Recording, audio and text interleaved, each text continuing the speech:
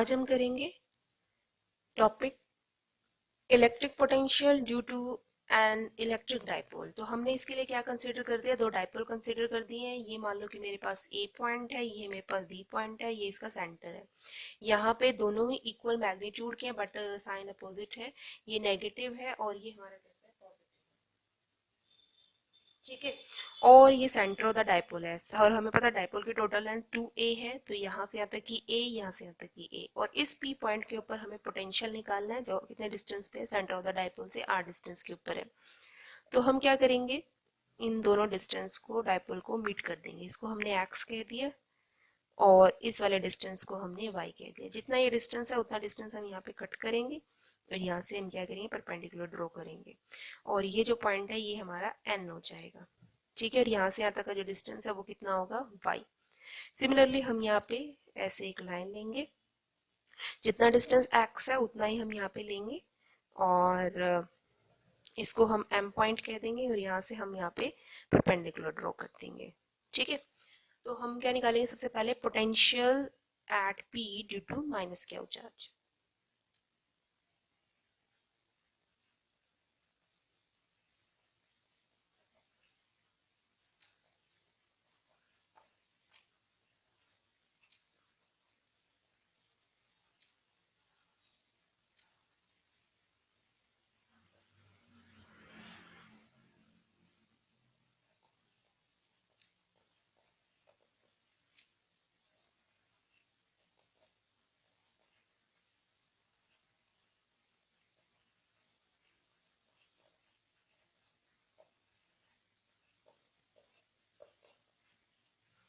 तो हम पोटेंशियल निकाल दिया हमने P पॉइंट के ऊपर माइनस क्यू से, P पॉइंट के ऊपर प्लस क्यू से। तो पोटेंशियल हमें पता है क्या होता है, के क्यू और यहाँ से यहाँ तक का जो भी डिस्टेंस है, सिमिलरली के क्यू और यहाँ से यहाँ तक का डिस्टेंस। ठीक है, अब हमें पता है हमें टोटल पोटेंशियल निकालना है। जैसे कि पोटेंशियल स्केलर क्वांटिटी है, तो स्केलर क्वांटिटी तो टोटल पोटेंशियल क्या होगा, इन दोनों का सम होगा।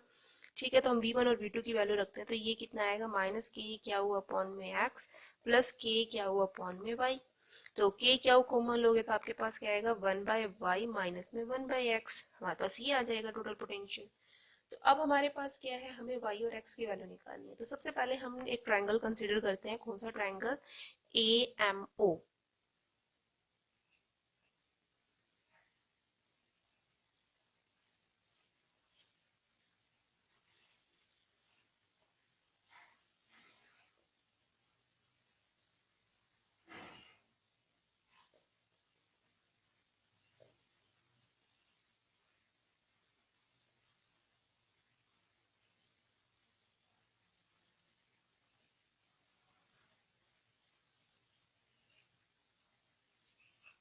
ठीक है, हम ट्रायंगल AMO लेंगे जहाँ पे cos थीटा किसके बराबर होगा, हमारा बेस अपॉन में हाइपोटेन्यूज। तो यहाँ पे जो बेस है वो हमारा OM है, हाइपोटेन्यूज की वैल्यू A है, ये देखो ये आपको दिख रही है। यहाँ से OM की वैल्यू निकाल देंगे और OM की वैल्यू क्या आ जाएगी हमारे पास, A cos of theta. Same इसी वे में हम एक ट्रायंगल लेंगे OBN।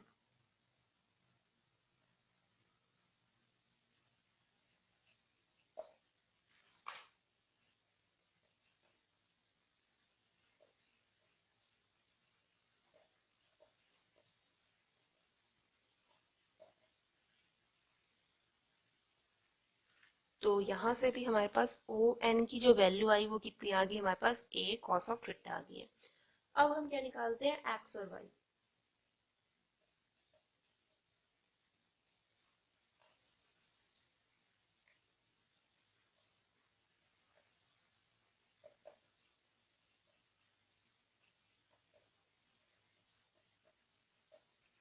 तो हमें पता है x किसके बराबर है, pm की इक्वल है, और pm क्या होगा, po प्लस में om। po की वैल्यू r है, om की वैल्यू कितनी है, a cos of theta.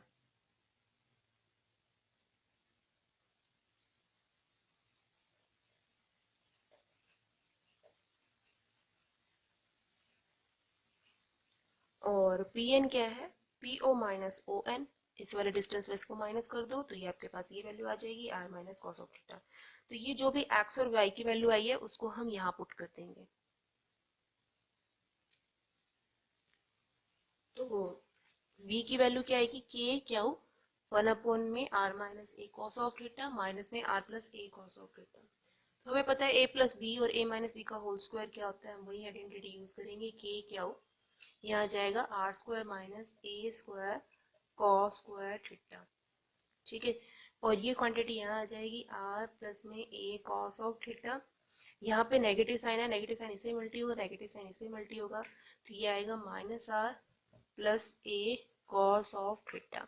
So r से आर कैंसिल, 1 और 1 2 हो जाएंगे और हमारे पास आंसर आएगा के क्यू इंटू में 2a कॉस ऑफ थीटा। नीचे आ जाएगा r square minus a square cos square theta. ये हमारे पास टोटल पोटेंशियल है।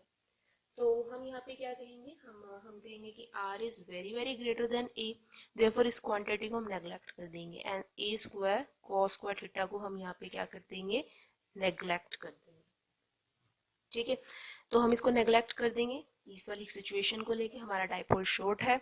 तो जो टोटल पोटेंशियल हमारे पास आएगा, टोटल पोटेंशियल आएगा ड्यू टू डाइपोल, वो आएगा के, और हमें पता है क्यू इंटू टू ए को हम क्यू इंटू टू ए को क्या लिख सकते हैं, पी लिख सकते हैं। तो हमारे पास आएगा k p cos of theta divided by r square. ठीक है, तो ये हमारे पास टोटल पोटेंशियल। तो हमें यहाँ से पता चल गया पोटेंशियल ड्यू टू जो डाइपोल है वो कैसे वेरी कर रहा है, r square. Potential due to single charge की वजह से जो पोटेंशियल है वो कैसे वेरी कर रहा है, आर की पावर 1 से वेरी कर रहा है। कुछ स्पेशल केसेस करेंगे हम।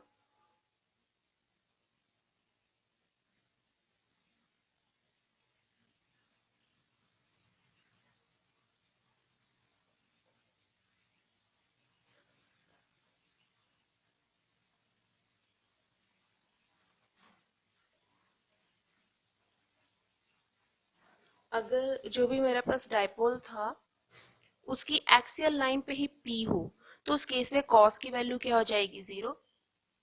और अगर हम पोटेंशियल निकालें तो पोटेंशियल क्या था, k p cos 0 degree divided by r square. तो पोटेंशियल की वैल्यू कैसी आएगी, हमारी पॉजिटिव आएगी। ठीक है, और सेकंड कि अगर हमारा ये जो डाइपोल है, इस डाइपोल की इक्वेटोरियल लाइन के ऊपर पॉइंट P है, तो उस केस में एंगल कितना होगा हमारा, 90।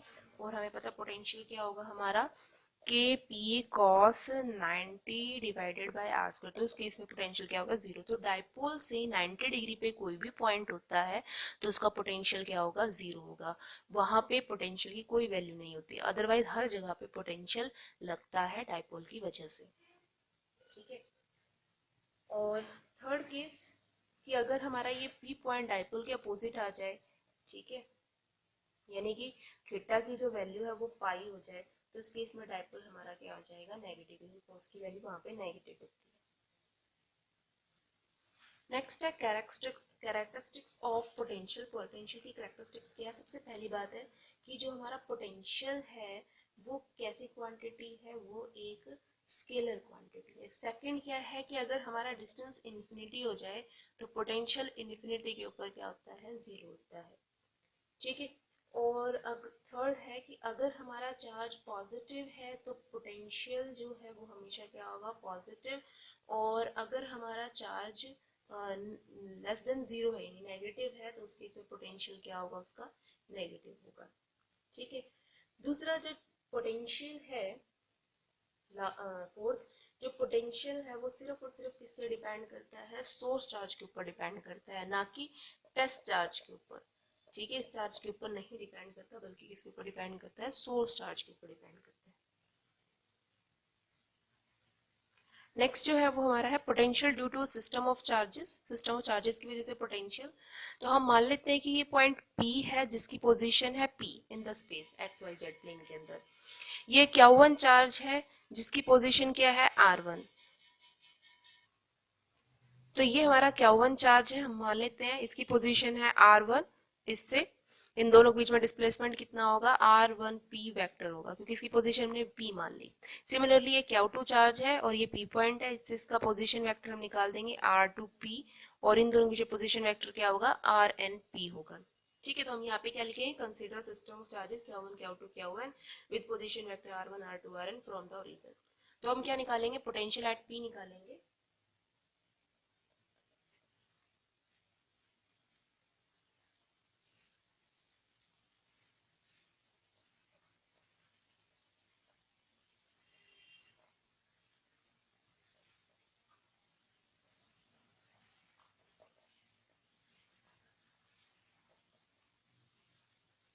ड्यू टू Q1 तो वो कितना होगा, K Q1 अपॉन में R1P।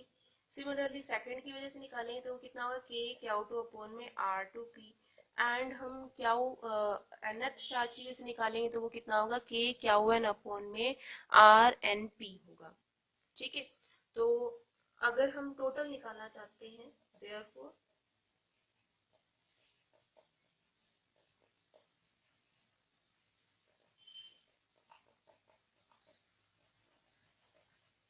तो हम टोटल पोटेंशियल निकालना चाहते हैं तो वो क्या होगा, V1 plus V2 plus Vn। तो ये हो जाएगा हमारा K Q1 अपॉन में R1P, K Q2 अपॉन में R2P और K Q1 अपॉन में RNP। और आप यहाँ कह सकते हो टोटल पोटेंशियल निकालना है due to system of charges, तो हम क्या कहेंगे, ये क्या होगा, के बाहर आ जाएगा, summation running from i from 1 to n q i r i p हो जाएगा। ठीक है, तो इस तरह से हम निकाल सकते हैं। तो यहाँ एक नोटेड बात ध्यान रखना कि जो हमने इलेक्ट्रिक फील्ड निकाला था, हमने स्फेरिकल शेल का जब हमने इलेक्ट्रिक फील्ड निकाला था तो उसकी वैल्यू कितनी थी, के क्या हुआ अपॉन में आर स्क्वायर। ठीक है, उसके सरफेस के ऊपर जब हमने निकाला था, सरफेस के ऊपर ये वैल्यू थी, हमने कहा था मैक्सिमम है। और हमने स्फेरिकल शेल के जब हमने इनसाइड हमने निकाला था इलेक्ट्रिक फील्ड तो हमारा कितना आया था, 0, क्योंकि हमने कहा था वहाँ चार्ज एनक्लोज नहीं हो रहा है। सिमिलरली अगर हम किसी स्फेरिकल शेल के सरफेस के ऊपर पोटेंशियल निकालते हैं तो वो कितना आता है, के क्यू बाय आर। और उसी स्फेरिकल शेल के अगर हम अंदर पोटेंशियल निकालते हैं, इनसाइड पोटेंशियल, तो उसके अंदर भी पोटेंशियल की वैल्यू के क्या हुआ अपॉन में आर होगी। यानी कि पोटेंशियल जो है इनसाइड द सरफेस और ऑन द सरफेस हमेशा क्या होता है, कांस्टेंट होता है, जबकि इलेक्ट्रिक फील्ड कांस्टेंट नहीं होता। हम इसको ग्राफ बना के भी प्लॉट कर सकते हैं। जो वेरिएशन था हमारा पोजीशन के साथ इलेक्ट्रिक फील्ड का, तो वो कुछ इस तरह से था। ठीक है, हमने यहाँ कहा था इस तरह से वेरी कर रहा है और इस पॉइंट के ऊपर क्या है, हमारा मैक्सिमम है।